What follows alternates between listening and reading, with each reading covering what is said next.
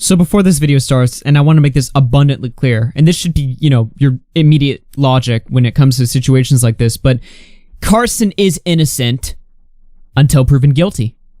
When I see something that's undeniable, I'll be the first to say it.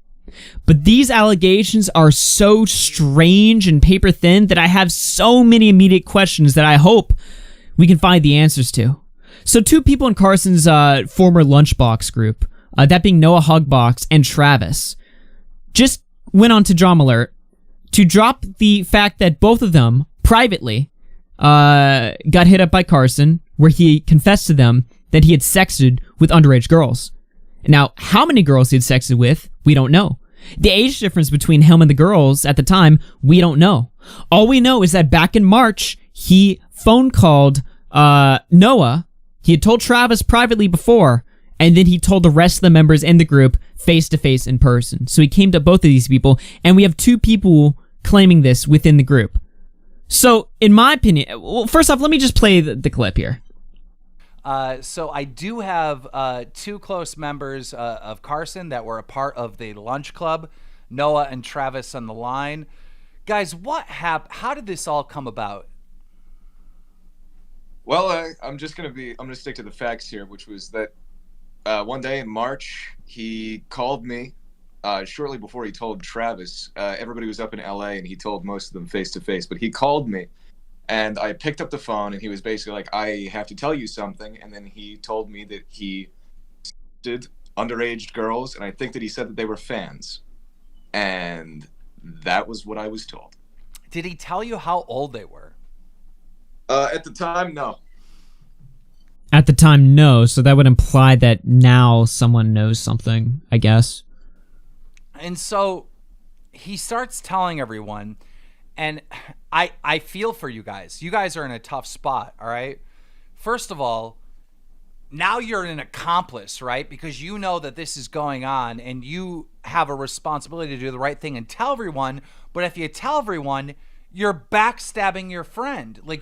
Well, it's a situation that, in my opinion, would be very simple. I mean, Keem paints it out like this is like a very complicated issue. Like, oh, fuck, what do you do? Well, first, you gather more information. You determine whether or not if he was like, let's say he was like 19 and he was dealing like a 17-year-old or whatever. Would anybody really give a fuck? Probably not, all right? And you could probably deduce from that, unless you knew something else, that he's not really that big of a deal. Like, maybe he feels guilty about it because, like, oh, fuck, dude, it's 17, but not 18. But he was 19, so who cares, right? Especially if it was a situation where, in this hypothetical, the girl was like right about to turn 18 and he had just turned 19 or whatever. Like, would anybody really give a shit about that? I don't think so. But again, we don't know the ages. We don't know the dates. We don't know who the people were. There's so much of this shit that we don't know. And if you think, Augie, you pause at 2 minutes and 30 seconds, obviously more is explained. No, it isn't. The only thing else that I found was notable, like, after the video that was, worth bringing up in this one is the fact that Lunchbox, the group that Carson associates with and, admitted to all the people, allegedly, they split up because of this. What is this? Why Lunch Club broke up? Yep. Yeah. I'd say there were probably about 2 months of limbo where just like nobody even wanted to really talk about it, and then it was just kind of officially decided that we're not going to do this. It was also that's. Aside from that, I mean, we don't know nothing. Like, this is literally a he said, she said. And I find, like, the eagerness to get this out just completely puzzling. Look at this tweet right here. Dear CallMeCarson, I am currently editing a drama alert with allegations that you were sexting your underage fans. So do you have a statement? Like, holy fuck, dude. Like, can you guys not see how bad this looks? Like, the top reply. Rusty Cage, terrible way of going about this. And I couldn't agree more. What? Two guys come to you? And I don't care if they're close with Carson or if they're YouTubers. At the end of the day, these are still two guys saying anything that could be true or could not be true. Again, we'll have to wait and see. But as things stand right now, dude, why would you upload this? There's nothing here. There's nothing here. I have to assume that what Keemstar is doing here is he's doing the trickle effect. Because in the video, he multiple times applies, like, very subtly, but applies pressure to the other members, like, they should come out, they should talk about this. It puts them in a really tough spot, but they should do something, right? Like, he's putting the pressure on the other members of the group to come out and say something, right? My guess And I'll explain why this is my guess, but my guess is that he has more shit behind the scenes. Whether or not it's true or not, he has shit that makes Carson look bad, or possibly the other members look bad. So he's gonna wait for them to make their statements, and if they lie or say something incorrect, he can be like, oh, well, actually, I have this thing. Bam! You lied. Bam, got you. My guess is that he's holding information. He has to be dead confident about this story, because I don't know why he would risk his career just uploading haphazard shit like this. He has to think he's got him on something, or maybe he does have him on something. Again, we don't know. That's why this is so weird. Why is he rushing to pump this shit out? This is weird to me. Why would he tweet this publicly? Look, in the screenshot that he shows the members of, Carson follows him. That means they got DMs. You couldn't just write this guy a DM or something like that. You had to make this a public spectacle immediately before you've even vetted whether or not this is true or not. My guess is that he had to have vetted something. He has to be sure of something, because otherwise, why would you risk your entire career? Can you imagine if Carson came out and just destroyed these allegations immediately? He was like, no, this is verifiably untrue. Bam, bam, bam, here you go. Keemstar would look like shit, and I don't care if, oh, well, Keemstar's just giving them a platform. Keemstar is literally propping this story up. He has to have trust that there is something here, otherwise, he's the fucking stupidest YouTuber on the planet. But here's the thing, right? And this is why it speaks out to me. And I'm beating around the bush of making a video more in depth on this, but I'll just leave it off here, alright? Read this tweet right here. That was just tweeted just a few days ago. Full-heartedly, from the bottom of my heart, fuck Tipster for spreading BS rumors. It's too late. There's literally no confirmation of that whatsoever. Somebody needs to get a hold of him now. What? So you're gonna come out now immediately, start throwing this shit out here that you don't even know it's true or not, but you're gonna condemn Tipster and say things like, there's no confirmation. If you're completely confused on the context of this tweet, what he's talking about is Apollo Legend, a speedrunning commentator that recently killed himself. Apollo Legend was a personal friend of Tipster's. Apollo Legend was such a friend of Tipster that he thanked Tipster in his suicide note before he ended his life. Tipster, upon immediately receiving this information, tweeted out that Apollo Legend had died, because that's what Tipster, in his immediate confusion, tweeted. As soon as Keemstar lambasted Tipster and claimed that Tipster was spreading false news and that Tipster was, doing this for clout, the guy grieving over the loss of his personal friend, Keemstar comes out and starts attacking this guy, sending him waves of hate, saying that Tipster was using the death of his friend for clout. Tipster beat himself up over the head over it. He immediately apologized. He immediately took down the tweet. He immediately clarified what was going through his head. He immediately talked about everything. Keemstar made a Twitter video, and I don't want to... It's a side topic, but I just have to point this out. Like, this in conjunction to what he's doing now. Like, you're rushing to, fire up a story. You don't know what's going on here. We don't know what's going on here. We don't know... At the very best, we can assume that maybe Carson admitted to something.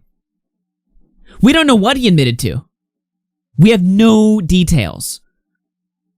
At least throw the details out there. And maybe, it'd be a nice added bonus to get a side as well.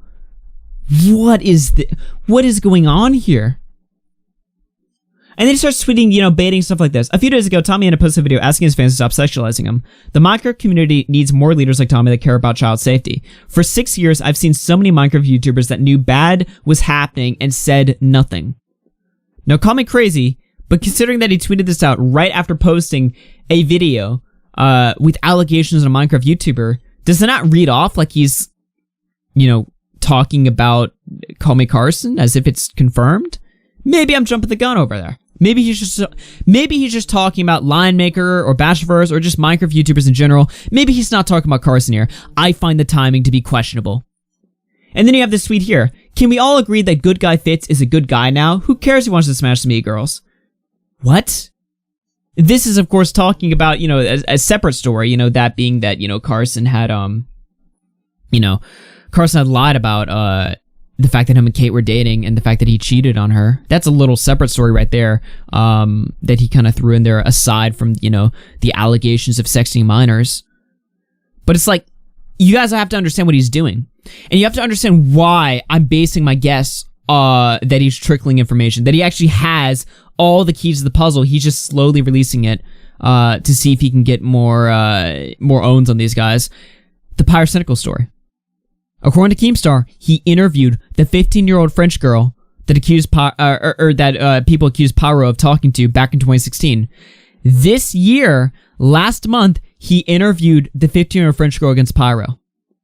Why is the interview not out yet? He's going to hold over Pyro's head? Is that what's going on here? Is he going to do the same thing here? Like, do you guys not understand? That's just how I look at things, right? Based on what I've seen him do just a month ago. Why is the interview not out yet? If you interviewed a girl who claims that Pyro was talking to her while she was underage or whatever, wouldn't you want that story to go out too? I mean, you're so eager to jump on this one. What about the other one? Why is that not out? You know what I mean? Like, there's just so many inconsistencies here that just make no sense. I don't know, man. Look, if it comes out, worst case scenario, it comes out that Carson is a horrible guy, that he did sex minors or anything like that, all right? Well, that's bad, I just think that no matter what, even if that happened, the handling of this situation has just been complete dog shit.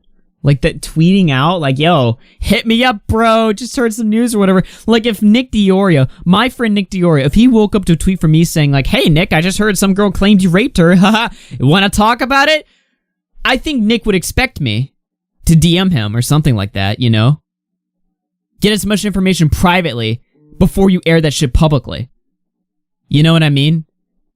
But hey, you know what? I don't run Drama Alert. This is all foreign to me. This situation, even if, worst case scenario, if Carson is completely guilty and horrible things come out about him in the future, you cannot deny that this was handled horribly at the start. Like, what is this, dude? Come on now. We need more specifics or whatever. And if Carson really is the bad guy, this needs to go to the police. All right? Not Drama Alert. All right, Drama Alert can report on it as long as if Carson is a real danger, that, police, there's at least an attempt, to take this to the proper authorities instead of just, take it to YouTube, taking it to the court of public opinion. So that's my initial take. Whatever Carson responds, I'm immediately going to follow up and reply with, so that you guys have, the accuser's word and then you have Carson's word. But none of this makes any sense. This is really weird. And as a guy who's a personal friend of somebody who Keemstar called out for the same shit, just a few days ago, I just can't help but feel this sour taste in my mouth.